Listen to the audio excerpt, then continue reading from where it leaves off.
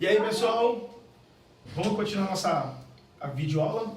Eu tinha dado para vocês sobre a primeira parte, que nós estamos tratando sobre a Revolução Russa, e agora nós vamos começar agora a segunda parte, né? Então, eu me lembro que eu prometi alguma coisa para vocês, que eu falei que isso ia contar nessa videoaula.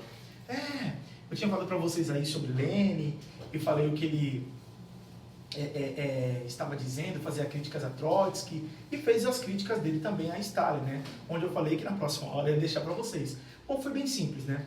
Ele disse que Stalin era um indivíduo brutal demais e muito caprichoso. Então ele foi muito mais severo. As suas críticas a Trotsky foi de uma forma. Ele disse que Trotsky preocupava-se muito com as questões administrativas, né? E era muito autoconfiante. Já com Stalin ele foi mais severo. Ele chamou Stalin de caprichoso demais e demasiadamente brutal. Então a gente pode ver que Lenin ele não tinha preferência por seus sucessores, não. Mas uma coisa pelo menos ele deixou clara, que Stalin o substituindo, a situação da revolução iria possivelmente perder o seu sentido prioritário. Tá certo? Então estamos falando aqui para vocês, gente, ó, né, eu tinha comentado com vocês como foi o processo de revolução. Então continuando, passou para os operários o controle das fábricas, ou seja, foi quando os bolcheviques, liderados por Vladimir Ilyich Ulyanov, mais conhecido como Lenin, ele assume, então, eles vão tomar alguns papéis no processo de socialização. Gente, veja bem, eu preciso deixar uma coisa muito clara aqui. Nem tudo essa revolução que nós chamamos de comunista, socialista, não teve muito a ver com aquele marxismo mais ortodoxo, tá certo? O próprio Lenin, ele discordava de um ponto de Marx, onde Marx ele dizia que deveria se passar por a revolução, o socialismo, claro que poderia passar pela luta do proletariado, não obrigatoriamente tinha que passar pela ditadura do proletariado, né? Mas ele deixou claro que teria que passar por uma revolução, primeiro tinha que passar pelo processo de burguesia, para, se possível fosse, caso precisasse, a ditadura do proletariado. Lenin discordou desse ponto. Ele não queria passar pelo processo de capitalismo, né? Sentido de capital. Ele quis fazer logo uma revolução, e foi de fato o que ele fez. Mas a gente vai ver que a Revolução Bolchevique, no decorrer aqui, ele perdeu muita essência daquelas coisas do socialismo, daquele comunismo ortodoxo, né? Os marxistas ortodoxos discordavam muito de alguns pontos. E nós vamos ver no decorrer da aula, que nós vamos encerrar ainda, né? Então vamos lá. Passou para os operários o controle das fábricas, houve a nacionalização das indústrias, nacionalização dos bancos, assinou o Tratado de Brest-Litovsk, enfrentou uma guerra civil. Isso aqui eu já tinha falado para vocês na aula passada, né? O Tratado de Brest-Litovsk, né? Que quem assistiu a videoaula passada, vocês puderam observar aí, né? Onde foi aquele tratado que a Rússia, ela assina com a Alemanha, abrindo mão de alguns territórios que eu já falei para vocês nas outras videoaulas: Letônia, Estônia, Lituânia, Polônia, Ucrânia e Bielorrússia, abrindo mão desses territórios aí. Haja vista que eu falei também na aula passada que dificilmente essas regiões como a Finlândia, a Polônia, não se identificavam muito com o socialismo, não. Então vamos lá para a gente poder continuar. A gente vem para cá então, redistribuição de recursos como habitação, alimentos, roupas, lembrando que tomando dos ricos e dando aos pobres, né? Foi um dos pontos aqui mais informativo, tá? Esses pontos aqui não é tão explicativo não tem como explicar, foi tomando, né, gente? Através da Revolução acabou tomando os bens da classe burguesa e passando para os pobres aí. Então a gente vem aqui com mais alguns pontos. A guerra civil entre os brancos e os vermelhos. Veja bem, gente, eles tiveram que enfrentar uma guerra civil, os bolcheviques, né, enfrentaram uma guerra civil, porque aqueles generais, né, ainda ligados ao czarismo, aqueles grupos capitalistas, não estavam satisfeitos, obviamente que não estavam satisfeitos em ter perdido seus bens e ter que compartilhar esses bens com as classes inferiores. Então, ou seja, obviamente que essa ideia de ameaça também foi condenada pelas potências europeias, até pelo próprio Estados Unidos aqui na América. Então, ou seja, era condenado isso, eles não apoiavam isso não, tá? Então, obviamente, como eles condenavam essa revolução socialista na União Soviética, né? Eles acabaram mandando exércitos e apoiando aqueles que estavam resistindo, os contra-revolucionários, aqueles que eram contra a Revolução Bolchevique. Então eles mandaram exércitos. Aí aconteceu a guerra entre o Exército Branco e o Exército Vermelho, tá? Então acontece essa guerra aí, onde vale se dizer aqui que eu coloquei, chacina do Exército Branco, porque eu coloquei aqui uma chacina do Exército Branco. Porque quando o exército, as potências, né, os aliados, até aqueles aliados que lutaram ao lado da Rússia na guerra, eles vêm, eles acabam aí fazendo realmente um massacre, né? Como eu coloquei aqui, uma chacina dos povos aí, daqueles camponeses que se apropriaram de terras, tanto os homens, velhos, mulheres e, lamentavelmente, até crianças. Eles acabaram matando aquelas pessoas que ocuparam as terras no meio da Revolução, ocuparam as terras da burguesia no meio da Revolução. Esse grupo de pessoas que ocuparam essas terras acabaram morrendo e sendo mortas aí por resistir pelo Exército Branco.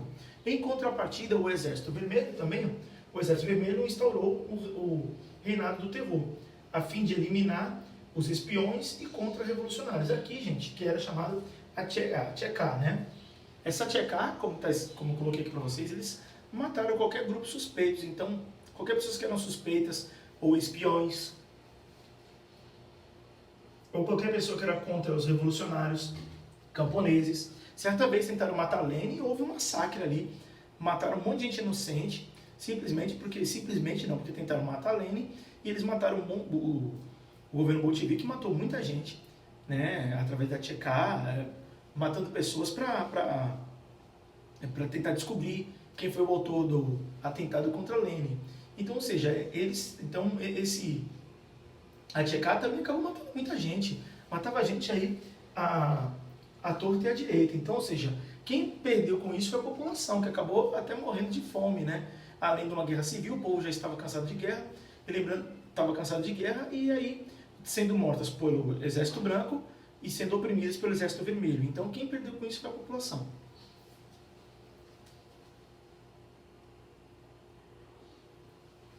Pronto, período aí que passou pelo terror, né? Assim como passou também a Revolução Francesa, né?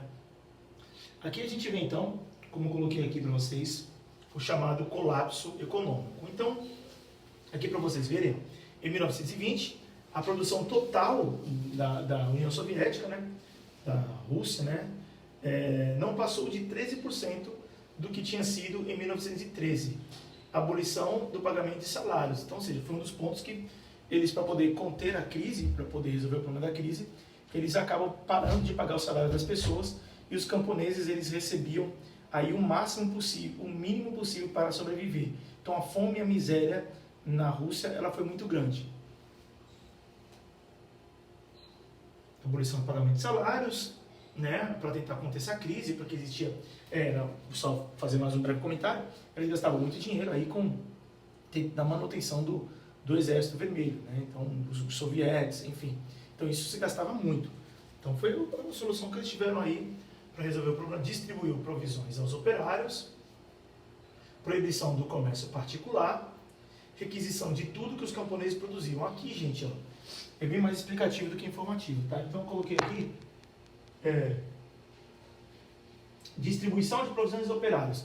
Aqui, ou seja, os operários, eles recebiam o mínimo para poder sobreviver, tá bom? Somente para poder sobreviver, não estou dizendo nem viver, hoje estou dizendo sobreviver mesmo.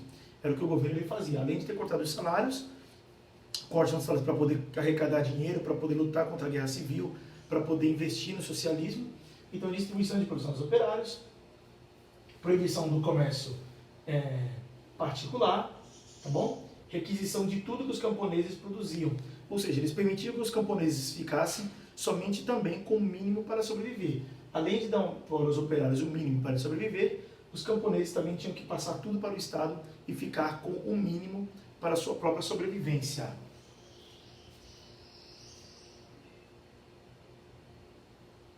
Pronto, a gente aqui, já a NEP, né, que foi de 1921 a 1928, também por Lenin, tá bom?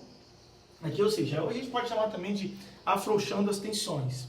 Lenin dizia, quando Lenin ia junto com seus ministros, aí, com seu grupo, seus revolucionários, ele cria a NEP, Nova Política Econômica, Lenin chegou a afirmar que era preciso dar um passo para trás para dar 2 passos à frente. Então, ou seja, começa a abrir um pouquinho mais para o capitalismo interno.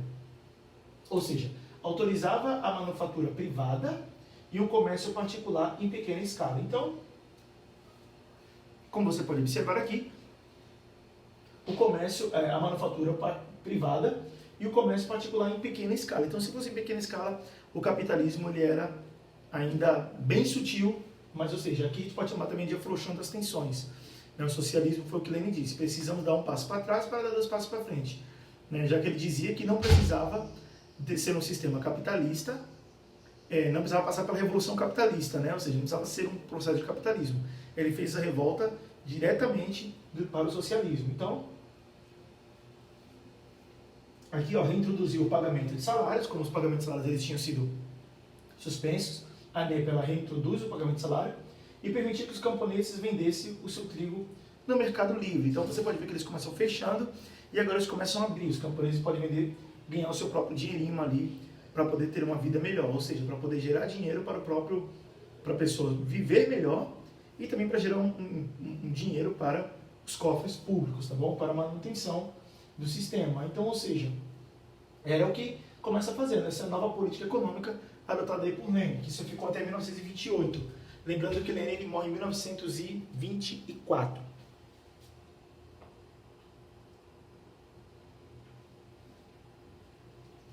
Esse aí, gente, é bom a gente saber, né, que existia uma divergência entre Trotsky, ele era o líder, né, assim, dos sovietes, tá bom? Só que ele entrou no Partido Comunista um pouco depois, só em 1917 mesmo, e Stalin, ele era o secretário, né, do partido. Então era ele que organizava reuniões, o cargo bem inferior, mas em contrapartida com o poder de manipulação muito intenso dentro do partido. Então, ou seja, começou a ter, quando Lenin ele morre, né, Trotsky nem participa do funeral e Stalin faz todo o discurso, né, é ele que faz todo o discurso. Então, existe uma divergência de ideologias entre Trotsky e Stalin. Trotsky ele afirmava que o socialismo só poderia dar certo na Rússia se os países vizinhos também adotassem o socialismo. Então, ou seja, ele queria expandir o socialismo para outros lugares, principalmente para os países vizinhos. Essa era a ideia de Leon Trotsky, o Leon Trotsky. Já Joseph Stalin, ele dizia que teria que fazer o capitalismo organizar primeiro internamente, para depois se expandir. Então existia uma divergência entre eles dois. E muitos acreditavam que o sucessor de Lenin, que morreu precocemente em 1924, não seria Stalin, mas seria Trotsky. Né? E Trotsky, né, filho de judeus, aquela coisa toda. E ali, como ele era o secretário, era ele que organizava as reuniões, ele começou a articular essas reuniões e deixava Trotsky muito fora, ele não recebia o comunicado daquelas reuniões. Em contrapartida, ele acabou, né, sendo expulso, né, e foi para o México, e lá ele acaba morrendo ao mando de Stalin, tá certo? E Stalin ele assume aí o poder, né, que dentre os cabeças revolucionários, né, embora ele era uma pessoa importante, mas dentre Trotsky e Lenin, ele era o mais fraquinho de todos, mas ele acabou articulando toda uma situação e Trotsky acabou pagando com a vida lá no México, né? Então, aí ele adota os chamados planos quinquenais, né? Então, ou seja, objetivos, eu coloquei aqui para vocês os objetivos aqui dos planos quinquenais, né?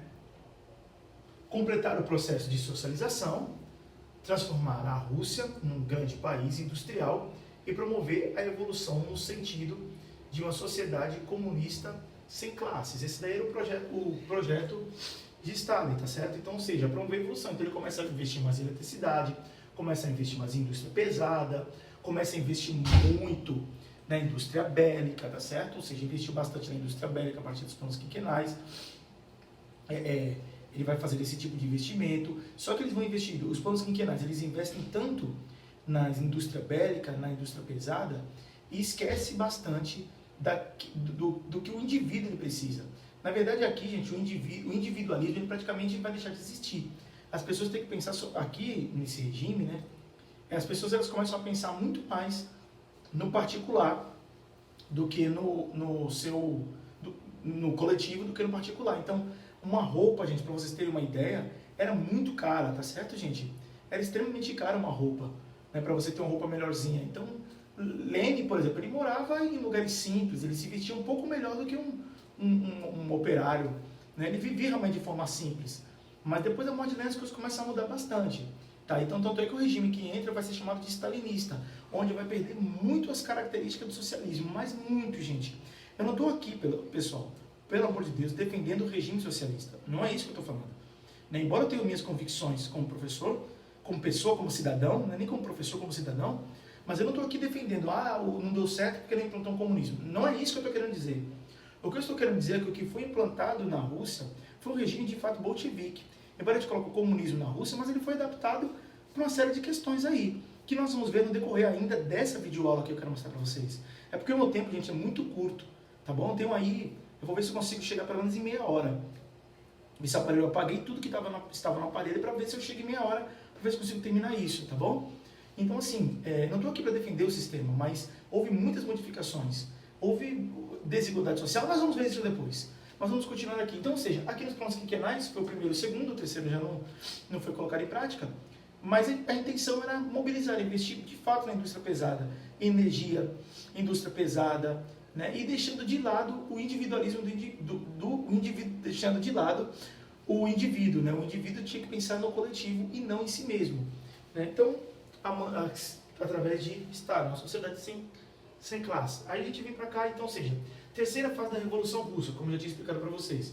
A primeira e segunda fase, ela ainda dá-se ali, ainda no início de 1917, né? Ainda em 1917, só a segunda fase que foi no final de 1917. Como falei, a primeira fase é a abdicação do czar. A segunda fase dá-se quando Kerensky renuncia, ele é deposto, ele sai, aquela coisa toda, renuncia, né? Acaba fugindo. E a gente vê aqui a terceira fase, tá bom? Então, a gente colocou aqui como a terceira fase da Revolução Russa, veja bem. Por conta, gente, presta atenção aqui. É que eu não tenho tempo suficiente para falar tudo que eu queria para vocês. Quem sabe um dia eu faço uma videoaula somente com os detalhes. E eu não tenho esse tempo, que eu tenho que entrar em outros assuntos para vocês também aprenderem aí, porque vocês vão fazer a prova do Enem, do SSA. Eu preciso entrar ser um pouco mais rápido, tá bom, gente? Me desculpe. Depois, se você quiser, peça aí no canal aí e a gente vai...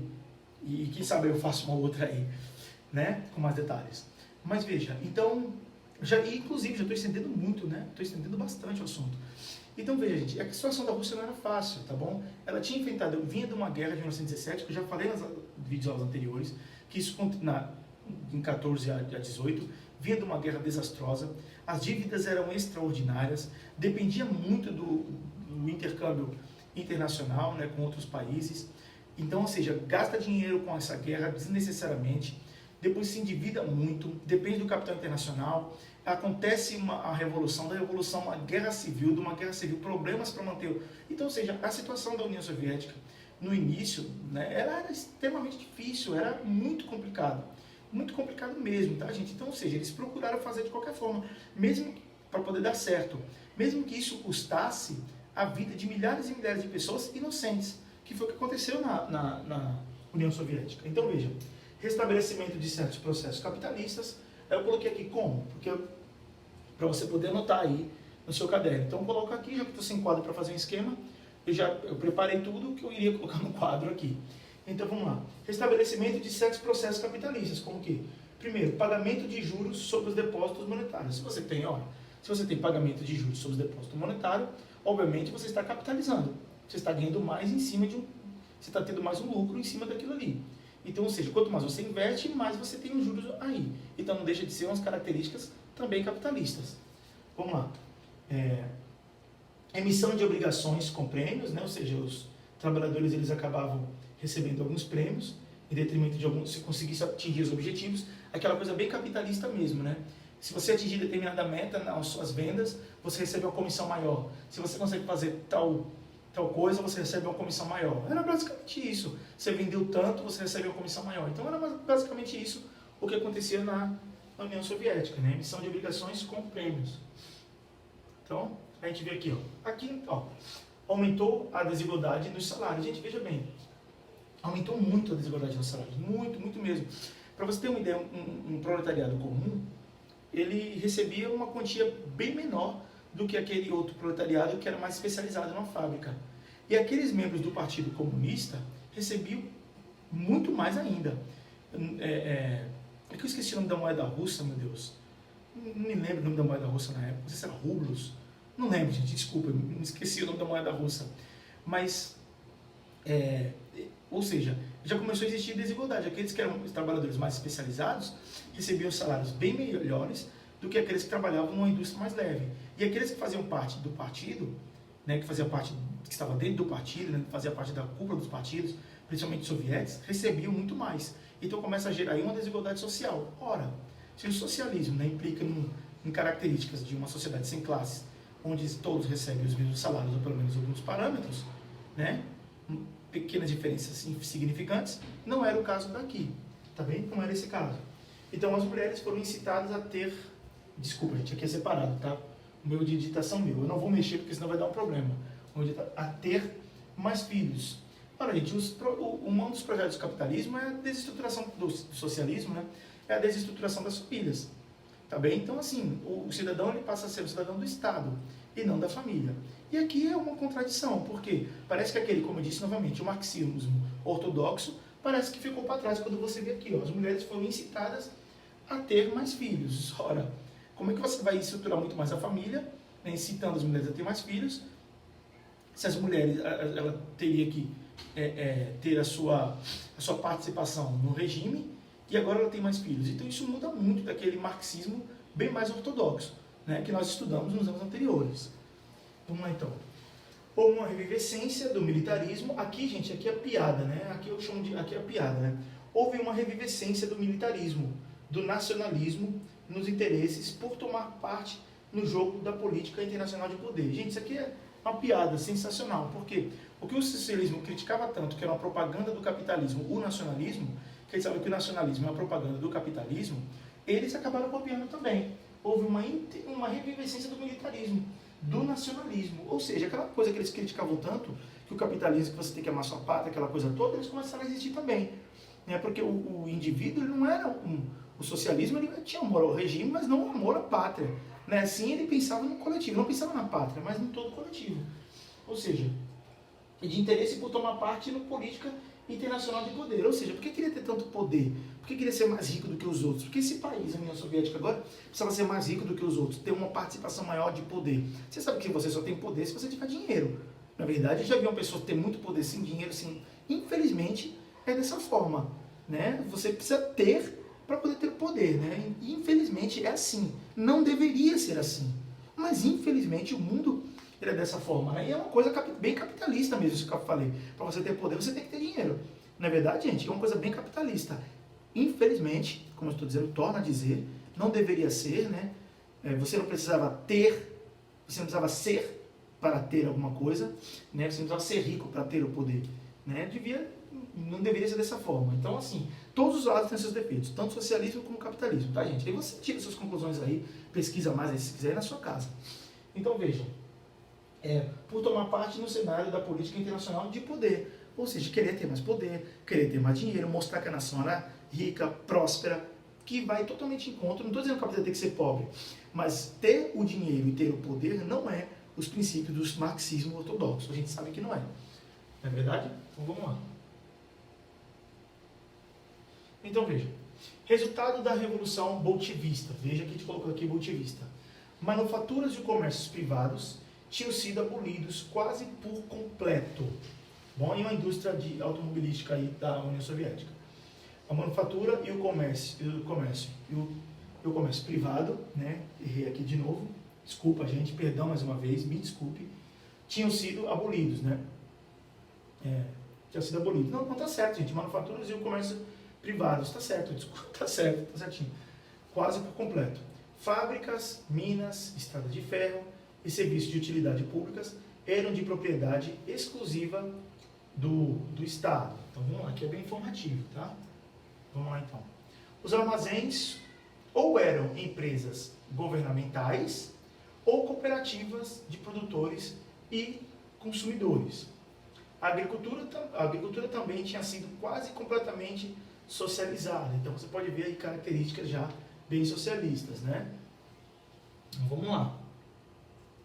Aqui a gente vê também tolerância ao cristianismo. Aqui, gente, eu tenho que, não é só informativo. Como assim, professor? Tolerância ao cristianismo. O cristianismo, a religião cristã, tanto protestante como católica, ela poderia continuar existindo, tinha uma certa tolerância. Desde que ela não poderia ter nenhuma participação social, não poderia fazer obras sociais, não poderia participar da questão da educação, e os cultos, né, as manifestações religiosas, eles estavam sempre sob os auspícios do governo, ou seja, eram sempre vigiados.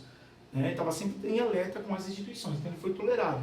Mas os membros do Partido Comunista, para participar, teria que ser ateu. Na verdade, gente, a religião ela perde totalmente o poder ali na União Soviética. Ela perde mesmo, tá certo? Perde o amor mesmo, a lealdade vai ser para a pátria. Respeito pela propriedade pública, lealdade à pátria soviética e ao ideal socialista.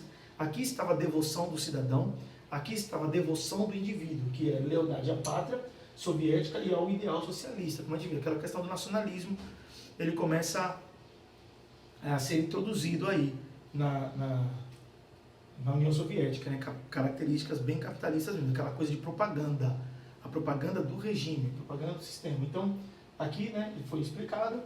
Vamos lá, então. O que a gente vê então. Agora estamos chegando no finalzinho da nossa aula e algumas realizações do regime soviético. Teve, gente, mesmo a gente falando de tantas coisas aí, teve pontos positivos também, né? Teve alguns pontos positivos nessa questão. Como esse daqui que eu coloquei, ó. Redução do analfabetismo de 50% para 20%, melhora nos métodos agrícolas, melhores técnicas ali na questão da agricultura, teve uma expansão ali a partir dos planos quinquenais ali, né? Uma expansão da industrialização. Então ela passou por esse processo aí de crescimento, né? A gente vem para cá. Em quarto, a introdução de uma economia planificada, ou seja, essa economia planificada aí ela controlava os acúmulos, né? Os acúmulos para evitar a ganância, oferecimento de oportunidades educacionais e culturais para todos, para toda a população. Isso eu também me lembro que eu já tinha falado para vocês lá atrás, tá bom? Criação de um sistema de assistência às mães que trabalhavam, né? Que eu errei de novo, desculpa, para as mães que trabalhavam e aos seus filhos, né, aos seus filhinhos, como assistência médica, hospitalização gratuita para a maioria dos cidadãos. Então você pode ver que eles tinham uma política assistencialista aí para as pessoas, tá? Uma política assistencialista aí. Então aqui, gente, a gente chega ao fim da nossa aula sobre a Revolução Russa. Eu disse que queria terminar pelo menos ali em 30 minutos, né? Terminar a aula. Espero, gente, que vocês tenham entendido. Agora lembre-se, pessoal, a Revolução Russa foi a custo de muito sangue, muita gente morreu, tá bom? Lembrando-se que o bolchevismo, eles mataram tanta gente, tanto quanto o czar exilou pessoas na Sibéria, né? Muita gente ali acabou morrendo a troco de sangue, né? Pobreza, miséria e sufoco mesmo. E aqueles remanescentes lá da Revolução de 1917, com exceção de Stalin, praticamente todos foram fuzilados, né? Acabaram sendo fuzilados e morreram. Além de ter aumentado, em certo modo, a pobreza da civilização, deixando que o bem-estar do indivíduo ficasse sempre em segundo plano, sempre pensando no coletivo. Lembrando-se que uma minoria era quem ganhava com isso. Esse socialismo foi bem diferente do que Marx pregou. Marx, embora existia a ditadura do proletariado, aqui foi uma ditadura de uma minoria. Não foi a ditadura, era uma ditadura do proletariado sobre a burguesia. Aqui era uma ditadura de uma minoria sobre o proletariado, sobre os camponeses e sobre a burguesia. Foi dessa forma que ficou o regime, né? E não o que Marx havia pregado. Não estou defendendo Marx aqui, estou dizendo as diferenças do que Marx pregava. Aqui foi uma ditadura de uma minoria sobre o proletariado, sobre a classe burguesa e sobre todos os cidadãos, né? A custo de muito sangue, até porque muitos acabaram morrendo de fome. Tá certo? E como eu disse, os remanescentes de 1917, quase todos eles, com exceção de Stalin, acabaram fuzilados. Tá bom? Esse é o resultado da Revolução Russa de 1917. Pessoal, nossa videoaula vai ficando por aqui. Espero que vocês tenham entendido. Espero muito que vocês tenham gostado. E assistam as próximas videoaulas que eu vou estar postando aí para vocês, tá bom? Um grande beijo para você. Até a próxima. Tchauzinho!